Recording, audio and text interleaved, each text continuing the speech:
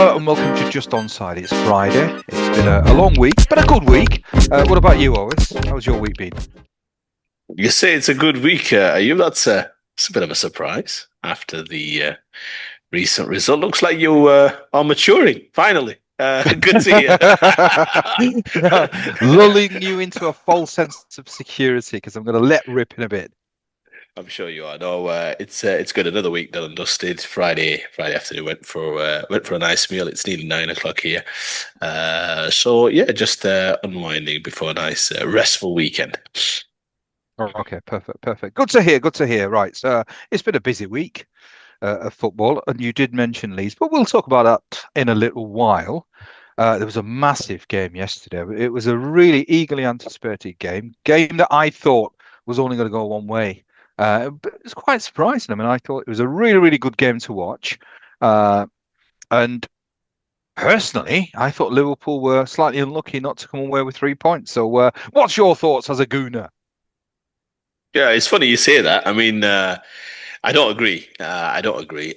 Look, I thought Liverpool were the better team in the second half. There's no doubt about that. I mean, their control of possession and play in the second half was much superior to Arsenal. Arsenal clearly struggled in that second half, and that's credit to Liverpool.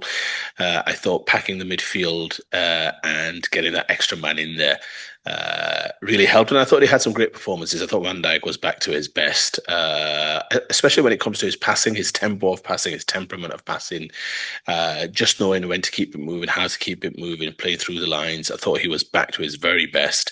But Liverpool had, like you said, much of the second half. But I mean, also, Ayub, the stats don't lie.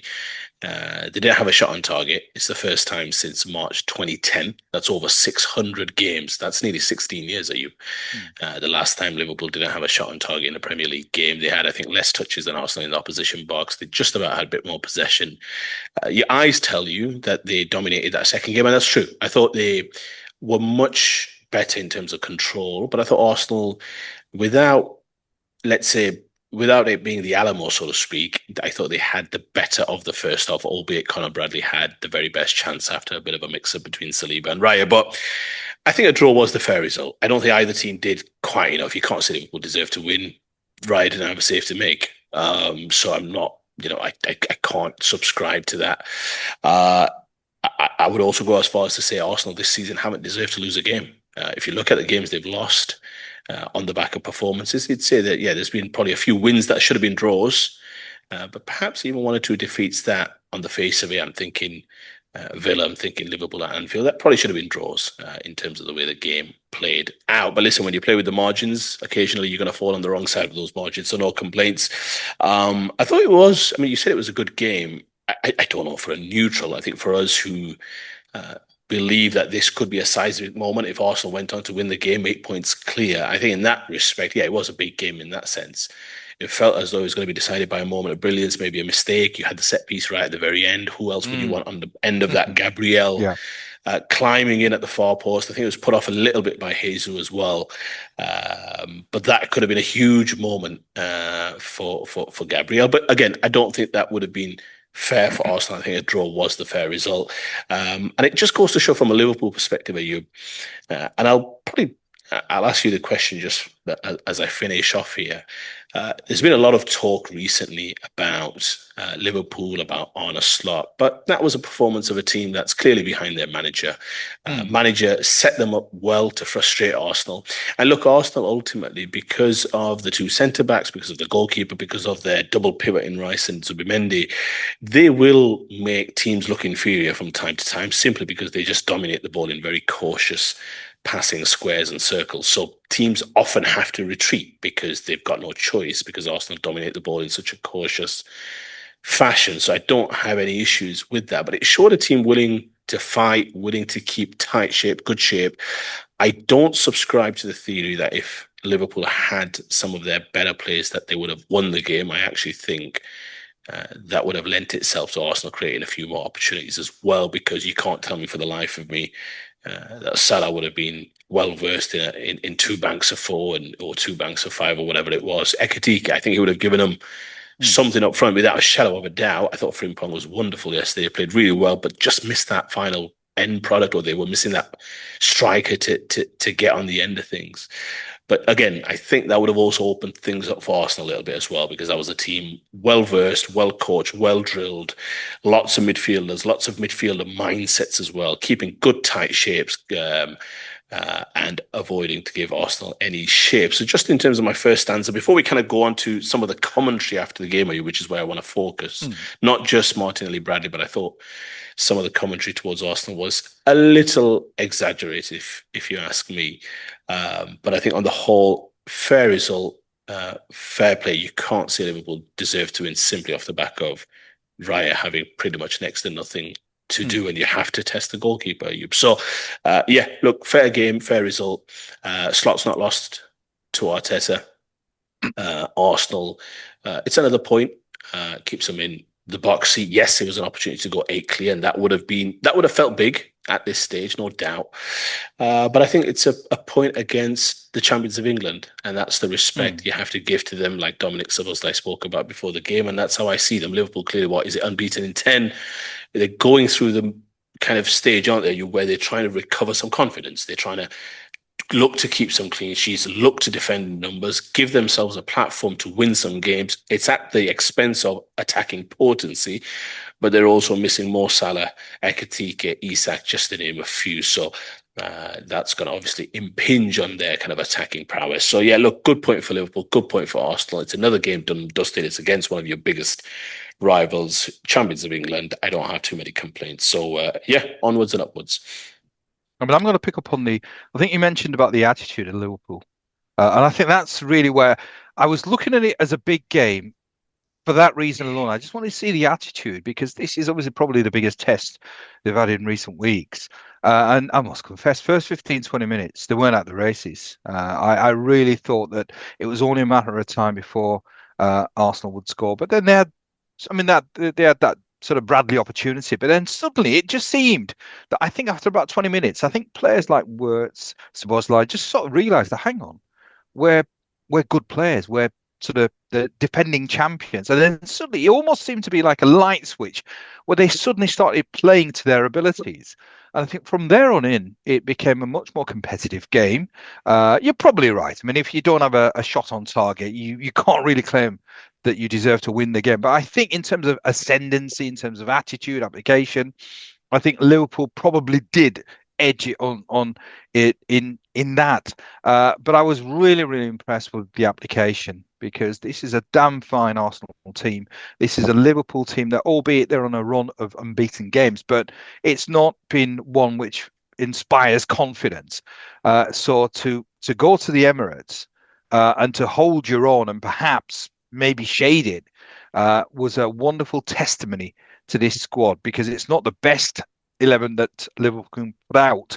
So I thought they were really impressive. I thought a lot of the big name players stood out. Yeah. And you're right about Van Dijk. I think it's about time that Van Dijk really sort of wore the armband. And reflected that he is the captain of this iconic football club. So I think as a Liverpool fan, there's lots of good things in that performance, but it's about whether they can kick on. I mean, they should. If they can't kick on from this, then they'll never kick on. But just picking up on Szoboszlai as well, I like that quote that he gave was really good. That's the sort of thing Yeah. that you want to hear. So I was really pleased with that, and he sort of backed it up as well. I thought. Yeah, absolutely. Yeah, and I didn't have any issues with that. He wasn't having a go at Arsenal. He was having a go at the fact that the question was positioned with a view to him praising Arsenal. I think the question was positioned to him that are you playing the champions of England? And I think that's just a disrespectful question. In Mm, January, it's a little bit, I want to say humiliating, but I don't know why you need to ask that question. Liverpool were champions. For sure, they're hurting that they haven't been able to compete as strongly this season. I'm not sure they need to put the question like that. And I thought he took the sting out of the question quite well in that, look, it's January, they're not champions of England. And that's true. It's six mm. points. That's not a guarantee of anything. And ultimately, until such a time when it's mathematically impossible, Liverpool are champions of England. They deserve that privilege. We'll get onto Martinelli Bradley, because I do want to discuss that.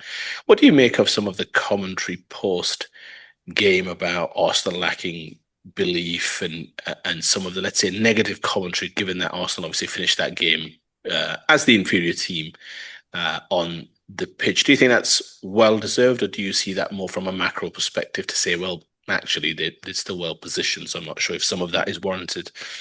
Yeah, I mean that to me is what sometimes pundits and commentators do. Just it's I wouldn't sort of say it's clickbait, but it's I don't subscribe to that at all. I think it's an outstanding team that were on yesterday. I mean, we are talking about they played the defending champions, so I mean it's you're judging.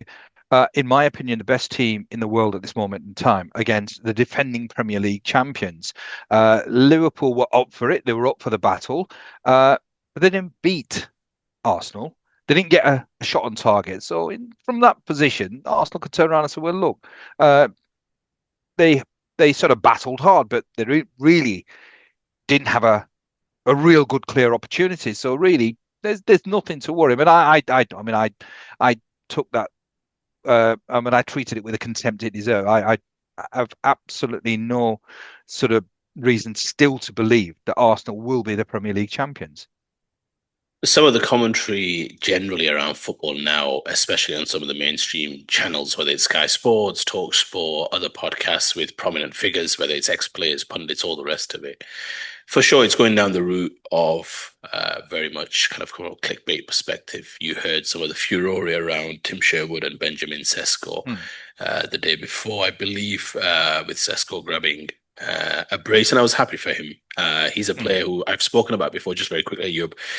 When I watched him before playing in Germany, I've said to you many times that when he looks good, it's when he's doing things instinctively. And both those finishes were instinctive finishes. Run, finish. Don't think, don't, it's mm, just do. So I was glad for him. I was happy for him. But just aside, I think football often, unfortunately, I think it's a sport that warrants strong opinion. But I think there's often you wonder if there's fair evaluation ongoing, and people are just throwing stuff out there, and it's often mm, contradictory. I go back to when Arsenal played at Anfield because they lost to a 35-yard worldly free kick. The commentary, you know, that after the game was, if Arsenal want to win the league, they're going to have to come to some of these places and win games of football. They can't mm, be too cautious. Gary Neville spoke about it, about the team selection, about all of that, and said that they're too cautious, they're too passive, and if they want to win this league, they're going to have to up the ante.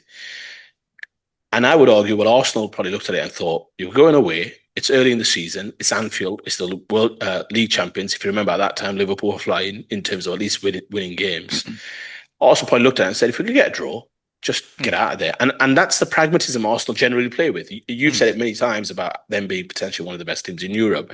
They're more of a Champions League team, aren't they? The conventional mm, two-legged Champions League team, which is strong defence, and we've got enough potency to get a goal or two, even if that's from set pieces. So Arsenal are very much one of those kind of methodical football teams that just believe that our standard is our standard. And over the course of 38 games, we think mm, that can excel above everybody else. Now, at Liverpool, at Anfield, they fell just short, but the proof's in the pudding. Thereafterwards, they've eked out now a 6 point lead in the Premier League, haven't they? So mm. that Yep. clearly Arteta's doing something right from that moment onwards. Yet yesterday, the commentary was the exact same after the game of football, which was Arsenal lacked a bit of belief.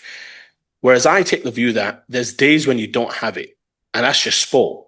And I think Mm, it's incumbent upon you at that time to fight, to scrap, to dig in to get a point. Now, I don't want to bring it to Leeds. We'll talk about Leeds later, but you're winning 3-2. You've conceded once in injury time. You're praying yourself, thinking, right, there's a lot of injury time. Just take the point. Take the point. We'll move on. We'll keep it moving.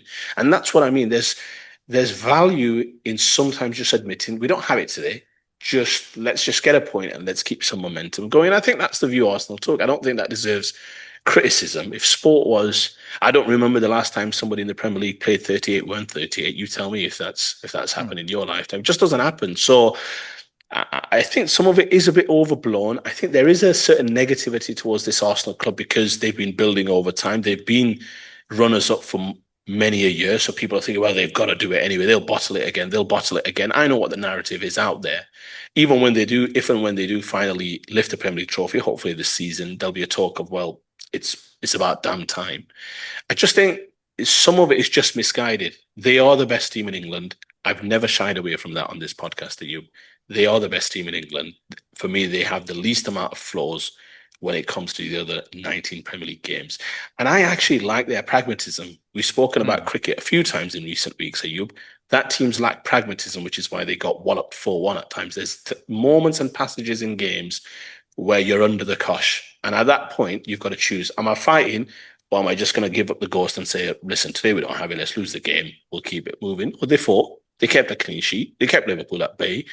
And they couldn't find enough to win a game of football. I think some of it's just too overblown about whether or not this Arsenal team has it. I could flip it on its head, talk about how they've played before Man City in the last couple of Premier League games, and Man City haven't been up to the task Yeah. in terms of drawing games after Arsenal have piled pressure on.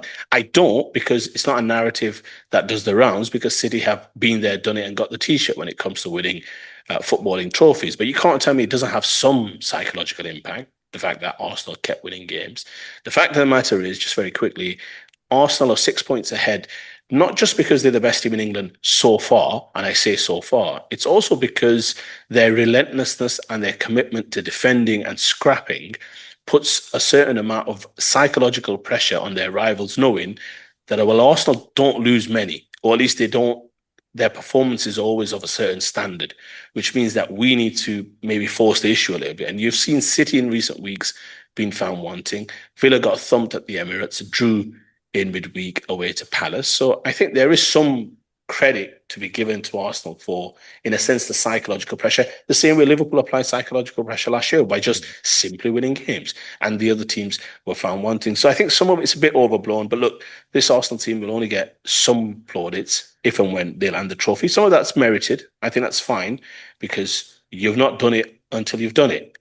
So Mm. I think some of the question marks are fair. I just think some of the narrative about question marks on their mentality, I think, are a tick overblown, especially in a game where I feel they showed pragmatism, they showed common sense, they didn't have it. Sports sometimes, moments, you don't Mm. have it. Took a clean sheet, got a point, keep some momentum, keep it moving forward. So I don't have any issues with how Arsenal approached the game yesterday. I agree. I mean, these conversations really should be pointed towards Pep Guardiola and Man City because they're the ones who are faltering. I think with Arsenal, there's absolutely nothing to worry about. I mean, they're just going about their business.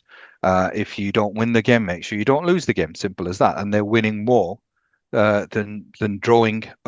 Certainly not losing many games. So and this is lazy sort of punditry and lazy sort of commentating and lazy reporting. I mean, I think anybody who is sort of aware of the game of football knows that this is a mighty fine football side, and that was nothing to worry about that performance against Liverpool. They're not going to go on a bad run. They're not going to slip up. I just can't see.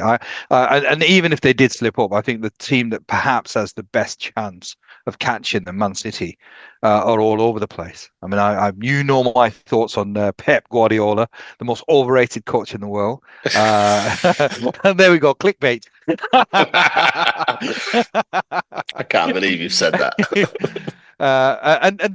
And I was that to me was that is really warranting of severe criticism. A home game against Brighton, they're leading as well. I could understand maybe if they'd gone behind, but they're leading the game, and that's one of far too many performances, sort of mediocre performances by Man City. And when I sort of said the message to you, I genuinely mean it. I think has he come to the end of the line, Pep Guardiola, because he's certainly not getting the results. He's not got obviously the quality that he once had. But I've always said to you that this is a coach who is a wonderful coach, but he needs the very best tools at his disposal. When you take that away from him, there are serious limitations to this guy. So, and I think it's been exposed because they've had far too many indifferent results, and they're certainly not going to challenge. Even if Arsenal slip up, City are going to be slipping up as well. Yeah, well, 6 points is challenging. That's what I would where I would disagree with you. Listen, they've gone through a difficult run, haven't they? Sunderland away is no gimme. Had enough chances to win the game. Sunderland had a few opportunities as well. To be fair, maybe a draw was the fair result. Chelsea didn't just do quite enough, did they? In terms of getting that second goal, I thought they were fine in the first half, very much in the ascendancy. But the more the game went on, we all felt if Chelsea showed a bit of belief, the lap came on, did quite a bit. I thought give the young manager a little bit of credit, the under-18s manager. He came in, made a few changes, moved Fernandes forward. Like it felt as though Chelsea could get something if they believed, and they did at the very end with the equaliser. So they've had a few setbacks, and then home to Brighton. I didn't follow the game. I had to get some rest, to be fair. But Brighton again, I think Brighton had a lot of opportunities. I think when it was at 0-0, City having to put a pretty much makeshift back 4 or 5. And look, Arsenal have had injuries this season. Don't Mm, forget they lost at Villa Park without their first choice centre backs. I think Chelsea, they were without their first choice centre backs, or at least as far as I can recollect. So Arsenal have had many injuries. They actually, I think, up until a couple of weeks ago, I think it was Leeds and Arsenal in terms of the number of injuries mm, having dealt with this season. And now City are having a few, aren't they? Diaz, Guardiola out for at least 4 to 6 weeks, maybe Guardiola a bit longer with a fracture. So it'll be interesting to see how they cope. You'd think that's going to have some impact. I mean, Diaz has been very good this season. So, yeah, I mean, look, question marks are there. I don't subscribe to the theory that he's the most overrated coach. I think he's one of the best coaches of all time. But what I would say is that it's a challenge this season. Clearly, this team is not the team of old in terms of some of the best teams that he's had. I would argue this Arsenal team also is a very good adversary in terms of from a squad perspective. I think from maturity, from an experience perspective. If you look at some of the age profile, I think I saw a statistic.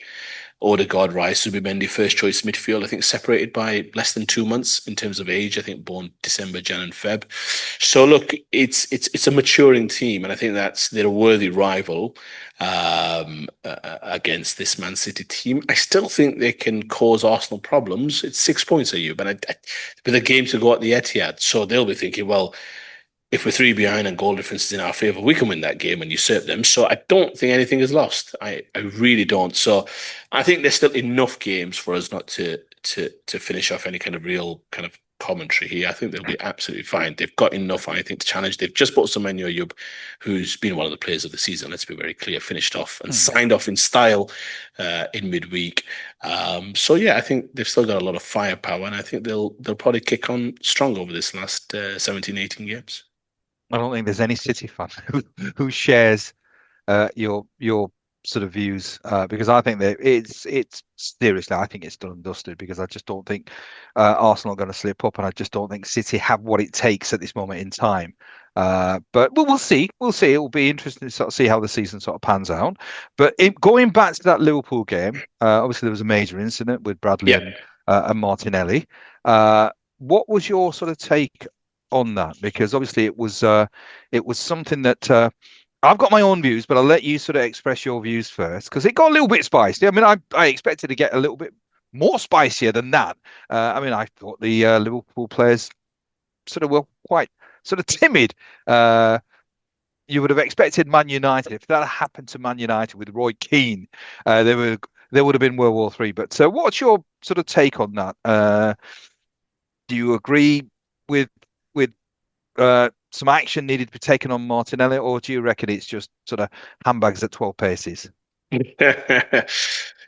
Yeah, look, it seems like we're in 2026, and wherever you look around the world, whatever sphere you look at, whether it's sports, politics, whatever it may be, it seems like everybody just wants the world to kind of crash and burn, it would appear. Look, there's we lack a lot of common sense and pragmatism at times, I feel. Um, it's the 91st, 92nd minute. Bradley's kicked the ball off. He twisted something in his leg. You can see it's come off his foot a little bit unusual. And then he's ended up in a heap, hasn't he, Ayub? And at the time, it's a huge game. Champions of England, top of the table team, Emirates, under the lights, big game, big narrative behind the game as well in terms of opportunity knocks and what have you. So emotions are running high. It's sport at the highest level. So we need to put it into that caveat. We're not talking about a nice, gentle game of rounders, just in your village green or what have you. We're talking huge, huge millions of eyeballs around the world on this football game. So emotions are running high. Martinelli thinks that he's faking an injury. That's what he thinks. And you saw Bradley usher himself a little bit onto the pitch. You saw that little bit of movement onto the pitch. No issues with that. Arsenal have done it multiple times, so I've got no issues with that whatsoever. And then Martinelli, there was some talk that he threw the ball at him. He didn't throw the ball at him. He dropped the ball on him, and then he actually put his hand on the player. So I think some of the commentary around his actions are a little aggressive, whereas actually when you watch it visually, it's not as bad. Now, what's bad is that he then pushes Bradley off the pitch with quite a lot of aggression. And that for me was wrong, clearly. But you've got to put yourself in the shoes and in the mindset of Martinelli. He thinks he's faking it. Now, why would he think he's faking it? And this is where I go back to, for me, and his the respect I have for him and the kind of the level that I hold him in terms of respect for Arne Slot just grows day by day. He could have fueled the fire when it came to the Mo Salah situation, but he approached it with decorum, he approached it with Mm, dignity, and you saw how he took the fire out of that situation. Similar yesterday, he had every right, maybe, to be your typical manager who said, yeah, who does he think he is? All the rest of it. But his comments yesterday were about as classy as you can get. Now, look, Arteta did it a few weeks before when he was asked about that lack of handshake from Emery, and he said, no big deal, keep it moving. It's not it's a non-event. And he did Emery a solid there. Not least for the fact that Arteta shook his hand a couple of weeks before when we lost in brutal fashion at Villa Park. So he could have felt a bit salty if Arteta wanted, but he took the high road. Similar Slot took the high road, didn't he? He said, "Look, Martin, he's not a bad lad." And we've seen time in, time out, day in, day out in the Premier League, people faking injury left and right. mm, So he's probably thinking he is another guy trying to roll around, keep himself on the pitch, so the game has to be stopped, all the rest of it. And he said, "Look, I think if he knew that it was a serious injury, he wouldn't have felt like it." Now, mm, for me, he's apologised privately, he's apologised publicly. It's the end of the matter for Gary Neville on commentary to get carried away mm, and think that he is the bastion of all things football and the oracle of footballing truth and all the rest of it, and say someone from Liverpool should have whacked him, essentially mm, condoning violence. mm. Roy Keane to talk about how it was wrong and the rest of it. I just think, guys, a bit of nuance, a bit of balance. Yes, was he wrong? Of course, but that's retrospectively. Now, do you think Martinelli, in your right mind, do you think Martinelli, who's had injuries before, do you think if he knew that Bradley had a severe injury, would have acted in the same way? No, absolutely not. He's not that kind of player. He's absolutely not that kind of player. And he's apologized very swiftly. And I just don't think that kind of inflammatory commentary afterwards. Yes, you've got the Sky Sports cameras. Yes, you've got a pundit show. You've got a post-match reaction show. So you're inclined to say something a little bit controversial. But I think the world just needs a little bit of balance at times and say, look, he's probably thought he's faking it. And the truth is, I see it week in, week out of you. I see Mm. it week in, week out. Guys going down, pull this, pull that. You can see it sometimes talking to their teammates. Teammates also telling them, stay down for a little while if you can, get as a breather. So it's not that he's not got some history to base himself on. The fact is, he just got it wrong. And I Yeah. think in life, we make mistakes, we apologize. Nobody died. Hopefully, the boy can recover well. He's a good lad. He's a good player, Connor Bradley. Wish him all the very best. I thought he had a very good game as well, to be fair, at right back. Should have scored. Could have had the winning Mm. goal in a huge, huge game. So for me, it's just blown out of proportion. I think Gary Neville just goes way over the top. Honestly, he should be apologising because he's saying essentially someone should have whacked him one. I'm Mm. not, Yeah. I'm not sure that's, I'm not sure what good that would have done. You can tell the difference. You got Arne Slot, who's in the heat of battle, and he can be the voice of reason. Yet Mm. Gary Neville, because his voice is going out to millions, thinks nobody policing my thoughts or my words, so I can say what I want. I just think it was wrong on this occasion. Yeah, absolutely. I echo everything that you said. And it was, but there was that, I think, I mean, I was speaking to a Liverpool fan today who was going absolutely berserk that what Martinelli did was bang out of order. But I did sort of say that there was that movement that sort of he sort of crept onto the field a little bit more. And the backdrop and the context is that this happens. You're exactly right in saying that because this is so frequent time wasting, that it's the mindset most players have. And in a sense, I I think I would have expected most players perhaps to do that because at the end of the day, if you want to win the game, it shows an attitude, a really good attitude. I want to win this game. You're wasting time. You're being sort of not professional in a sense. You've been professional. So I absolutely thought that it was ridiculous. And Gary Neville, I mean, this is the problem. Uh, we've got commentators or pundits who get hysterical, and perhaps it is for the intention of trying to create a little bit more drama than is needed. But I just thought it was ridiculous. Martinelli, I think it was he did once he realised the extent of the injury. Uh, Apologize. I mean, I'm much more inclined uh, when I see bad challenges. That's where you need to react. When somebody makes a high challenge or a really reckless, dangerous challenge, those are the things. Not this. This is understandable, and I would expect a lot of players. In fact, that's really what I would encourage anybody who's wasting time. I want my players to to be challenging that because that shows me that they want to win the game. So in a sense, I would be almost flipping it around and commending Martinelli that he's not just indifferent. He's not just saying, "All right, it's fine. We'll settle with a point." No, he wanted 3 points, so that's a good sign. So that's my position, and I think you're absolutely right. It was it was blown way out of proportion. Yeah, absolutely. And I think just very quickly, Martinelli himself has done it in terms of coming onto the pitch. I remember a game probably 3 years ago. I can't remember exactly which particular game it was. Arteta actually helped him roll onto the pitch. And that's what I said. All teams are doing it. Yeah, Arsenal are yeah, no yeah. different. All teams are doing it. They take advantage of situations, especially if they're down to 10 men or if they've got a slender lead and it's 90th minute, 91st minute, and all the rest of it. Arsenal have done it themselves. So I'm not suggesting as though, oh, we're, if anything, on a stop, bless him, was talking about the fact that unfortunately his team will never work in this and operate in this way in terms of the dark cards, but they've had a lot of teams doing this against them. So, Mm, like I said, on a slot, a lot of respect for him. A yeah. difficult season, but there have been moments where he's shown himself to be a really good leader. He's had cause for complaints. He's had cause to have a blow up or two where we'd have probably forgiven it, but yet he's been calm. He's been measured.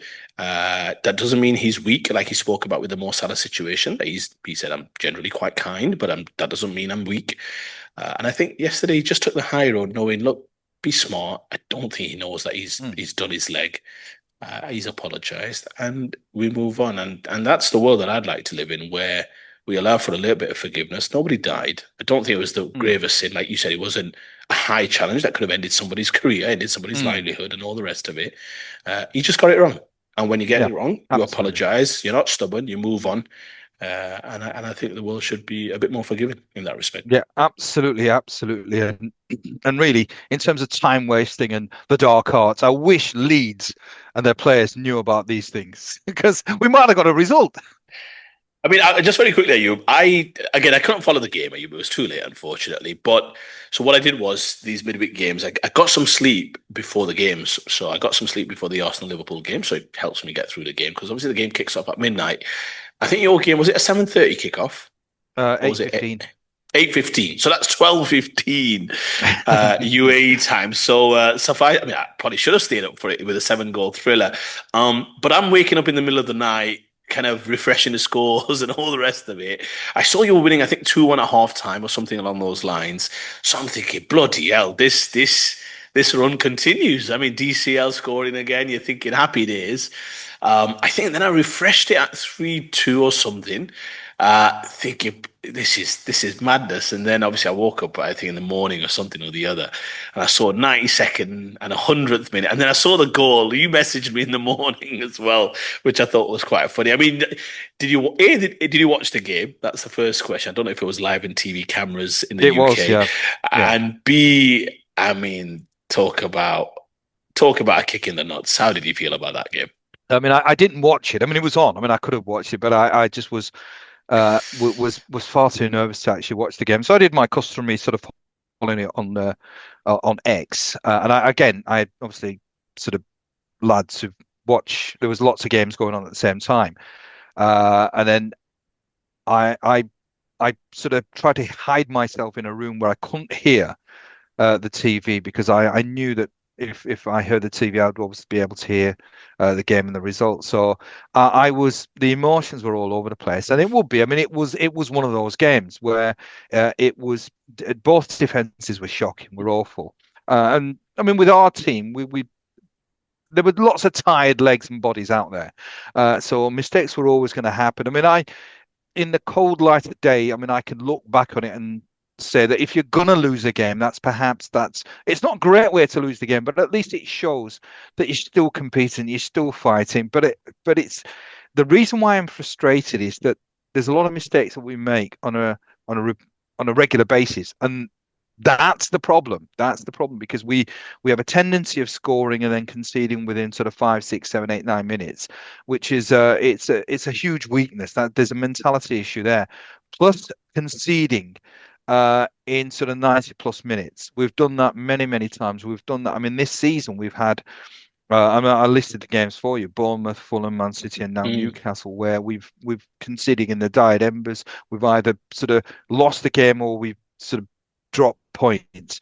And mistakes, or if you make a mistake, then rectify the mistake. But if that mistake keeps on happening, there is obviously something fundamentally. And one of the things is the the amount of running that we have to do.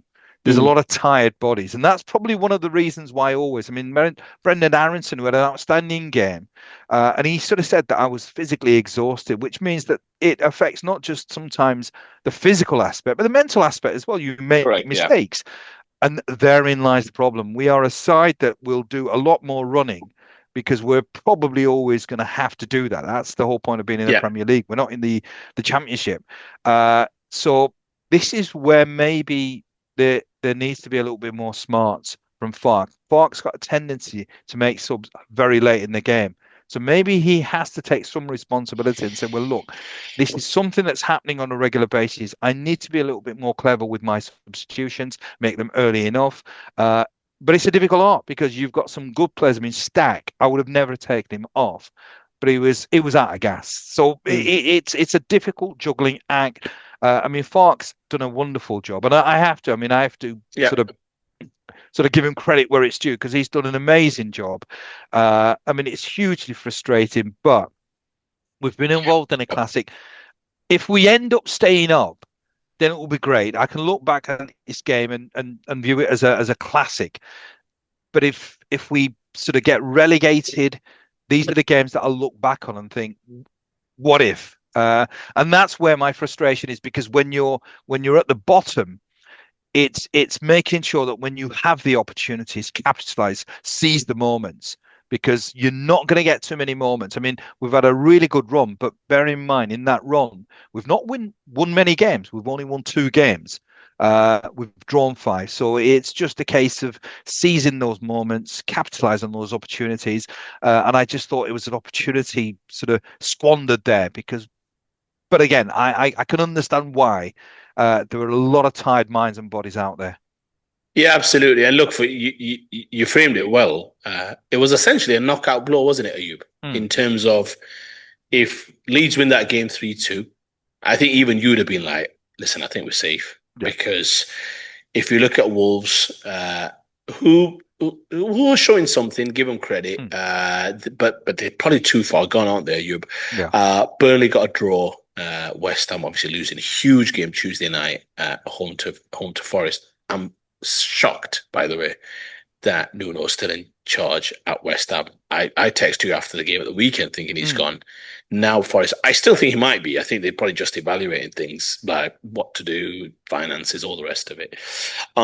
But I think this was the knockout blow, wasn't it, for Leeds? They've been on a great run. You said what, 2 wins, 5 draws, but you know, I guess you could look at it and say, okay, well, we say we'd lost a couple, that'd be still the same equivalent to, let's say, Hmm. 1 win, 2 draws, and a few defeats in that run of Yeah. 5 points. But momentum is going. You make a fantastic point about legs. You saw it at City. They put a whole amount into that second Hmm. half to get back into the game. And it was a very similar goal to some respects in terms of not getting out quickly enough, not Hmm. charging the ball with Yeah. Foden and now with Barnes. I mean, this one, the disappointing thing is when the ball comes in, you can actually see all 11 Leeds players in the Yeah. shot. Yeah. Um, and it just goes to show at that point, obviously, it's all hands on deck, and that's fair enough. That's part and parcel. Same when you saw Arsenal, if you remember, could see that big goal at Villa. Everyone's there. Yeah. It's helter skelter. It's Hmm. scrapping away because it's the dying embers to try and get a point. But Leeds, you're right, have conceded. I mean, they've scored their fair share. If you remember, they equalised against Liverpool quite late. But Yeah. they've been on the wrong end of some of these kind of last minute goals. City, that could have been a point. I think you're right. Bournemouth, Fulham, just to name a few. Obviously, one of those two was that bizarre own goal. But then Barnes, I mean, he's going backwards. That's the disappointing thing. So you know he can't get that Yeah. much power. You're hoping you miss the first ball. The first ball just drops, doesn't it? As opposed to a defender getting that header and getting it out of the box, that kind of falls in between bodies. And then instead of someone just charging that ball, it all feels a little laboured. It all feels a little Hmm. yard slow. Same against Foden. It was just a yard slow, wasn't it, Ayub, just Hmm. to get out. So you're right. It's the first thing is not the legs, it's the mind. The mind goes in terms of being able to make sound decisions. And that's one of the reasons why teams use their bench, which is knowing Hmm. tired bodies, Let's try and take advantage of that with our substitutes. One of the reasons why we always say keep the ball moving, because the more the ball moves, the more the eyes move. The more the eyes move, defensive personnel have to keep making decisions about tracking the ball and all the rest of it. And over time, that will have some accumulative effect in terms of making a mistake. So, look, I think Leeds, you probably owe them a defeat in terms of just, it's been a long run. It's been a lot of Mm, fixtures. You said they looked gassed. It's been a long run of games. I think for a promoted club to go through the December period, let's call it December, January period, without losing a game would have probably been asking for a bit too much, because mm, those are the squads that suffer the most, don't they, you in terms yeah. of depth of talent. So I think a defeat in a run of games where it's uh, pretty much games every 3, 4, 5 days and all the rest of it. I think Leeds have done very well in this run of games. They've not lost much ground. They're still very much in pole position to survive because of Wolves, Burnley, and West Ham essentially not showing anything for Leeds to worry about. And Leeds are showing plenty, whether it's Mm, fight, whether it's competitiveness. That's 3 goals at St James's Park. yeah. If you keep scoring goals, they're going to win enough games. That's the way I look at it. So I think Leeds are absolutely fine. I don't have any issues. It's just the lumps you have to take as a promoted club. You're going to lose a few tough, tough ones out there. Mm. So Leeds are fine. I think the manager's done great. I think the players have done incredibly well. I hope they rotate for the FA Cup. I don't think it's a competition for Oh, it me. will do. Yeah, I mean Yeah, he's already sort of said that. He's already alluded to that. But it just shows how far we've come. That I'm absolutely devastated by a yeah, 4-3 defeat at Newcastle. So it shows that we've made great progress. But yeah, as I said, it's a merciless league. We're still there, scrapping relegation, albeit we've got a little bit of breathing space. But absolutely. you can't take anything for granted. But before we finish, now you touched upon Rosenior, Liam Rosenior at Chelsea. It's an interesting one. Obviously, I mean, there was strong rumours that he was going to be appointed coach of Chelsea. I'm not sure about this. I mean, he's been given again customary long sort of deal at Chelsea, so he's going to have ample time. I say he's going to have Is ample he? time. Yeah, but it's a strange one. I mean, it's a massive, massive football club, and this is a very sort of a coach who's in his infancy. He's getting good reports and good rap, but he's still not really proved anything. So, uh, what's your sort of view on Rosenior, and do you think it's the right appointment for Chelsea? Yeah, I mean, listen, time will tell. He's not somebody who I followed closely in terms of at Strasbourg. He got the job because of the multi-club ownership, essentially, because he's part of, let's say, the Chelsea group or the Chelsea ownership group. Strasbourg is part of that. Much to a lot of fan chagrin, a lot of disappointment for Strasbourg fans. They don't like it. Neither do Nice fans, who I think are owned by Sir Jim Ratcliffe's Ineos, I believe. I think they played recently, actually, and both fans protested at this whole multi-club ownership. And that's essentially why Liam Rosenior respectfully has got the job, because Hmm. I don't know if any compensation has exchanged hands between the football clubs, but it's not been well received. I think the Strasbourg president said that, well, I might be resigning or I might be tendering my resignation because I'm not happy about this, because they're doing really well at Ayub. And Hmm. their coach has just been plucked off because ultimately Chelsea are a more superior club. This is where Liam Rossini is from. His family's based here as well. He spoke about that in his in his press conference that he gave at Strasbourg, talking about how he was going to sign for Chelsea Football Club. And he said he did that out of respect for Strasbourg. And I'll believe him. I'll take him at his word. But he's now manager of one of the biggest clubs in Europe. And has he got the experience for it? No. That doesn't mean, but somebody will say, well, Arteta didn't have the experience for it. Yeah, fair enough. But I think Arteta's a different story. He played for the Hmm. club.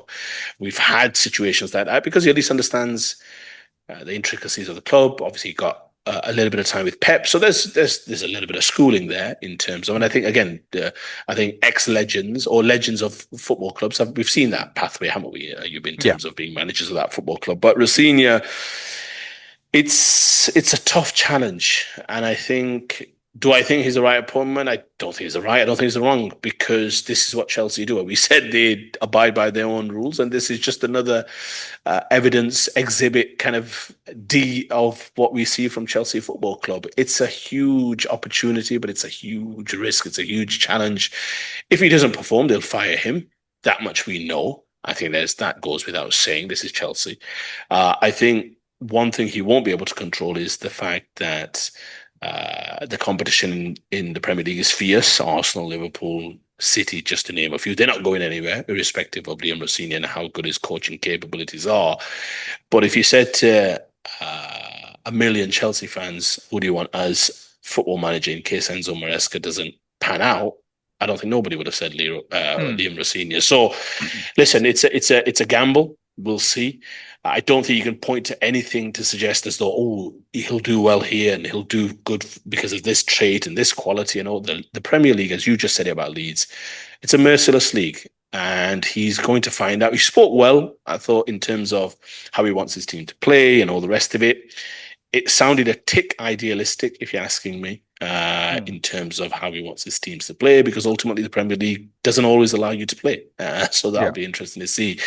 But Chelsea are a young football team. We know what their squad average ages of the squad. I think it's one of the youngest in the league, if not the youngest in the league. They're a good football team. I think this much we can agree on. They've got some great footballing talent. They need to improve in certain areas, but for sure, there's something there. There's something there to work on, to work with. There's enough quality there.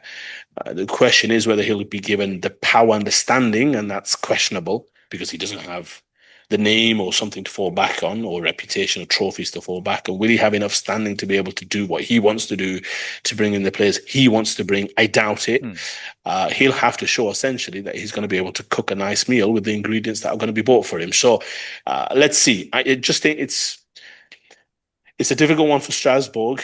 This is one that UEFA have shirked the issue for quite a long time, haven't they? You've in terms Hmm. of this whole multi-club ownership. We know how football works. Money talks, essentially, and that's something that they should have done away with a long time ago, especially when it comes to integrity of the game, because you'll have clubs doing stuff like this. You'll have clubs playing in the same competition, all the rest of it. One day there'll be two clubs owned by the same owners playing against each other. It just gets very Hmm. messy. So, yeah, I think, look, I don't know if it's a good appointment. I don't know if it's a bad appointment. I don't think there's enough there on Liam Rosenior for us to judge him. I think even Chelsea fans, even the most ardent Chelsea fan or the most loyal and the most optimistic would say, well, we can't say he's going to be better than Maresca because we were pretty happy with Maresca. We can't say he's going to Hmm. be better than Mourinho because there's no way he's going to be better than Mourinho, your Contes, your Tuchels, your Ancelottis, just to name a few, your Hiddinks. So, yeah, look, it's a very interesting pick. Maybe they're thinking young players, young manager. Don't know. Normally, it's kind of the other way a little bit. You need a little bit of experience to steer that group. But yeah, let's see. It's an exciting time for Chelsea. But there's one truth that is inescapable, which is that if he doesn't get results and if he doesn't meet objectives, even after Maresca probably met some of those Champions League qualification, Hmm. Club World Cup champions, he'll be out. That's the one Yeah. guarantee you have as a Chelsea manager. Nothing more, nothing less. Yeah, that's true because I don't think he's going to get. He doesn't have that sort of that cachet. So really, he will be judged sort of quite quickly. So it's going to be a difficult. It's a challenge. It's a great football club, but it's a club like I suppose two or three other clubs that have sort of lost their way a little bit. So it'll be interesting to see how it sort of pans out. And on that note, I think we'll sort of call it a day. We'll try and sort of start enjoying the weekend. You're all right. You're quite warm. It's been a bit wild here. We've sort of missed it though. There was supposed to be a well, yes, there's supposed to be. There is a storm, or at least there was a storm. Forgetting the name of the storm, but it was wild. But that was southwest. We sort of got away with it. There was a lot of talk about they're going to be snow yesterday. So I was anticipating it was going to be snow. So I thought I might be working from home, but it didn't transpire to be the case. It was clear. You're And it's praying for going to. snow. I brought everything home. So when I looked at first thing in the morning, it was clear. I thought, oh, hang on, I need to get ready to go to the office. So, Yeah, right, really good to speak to you as always. Have a wonderful likewise. weekend, my friend, and I'll catch up with you next week. And the rest of you as well. Have a great weekend. Stay warm if you're in the UK. If you're in Dubai, you're probably going to enjoy yourself. In fact, if you're in Abu Dhabi, not Dubai, you're going to be quite warm. All right. See you later. Take care. Ta ta.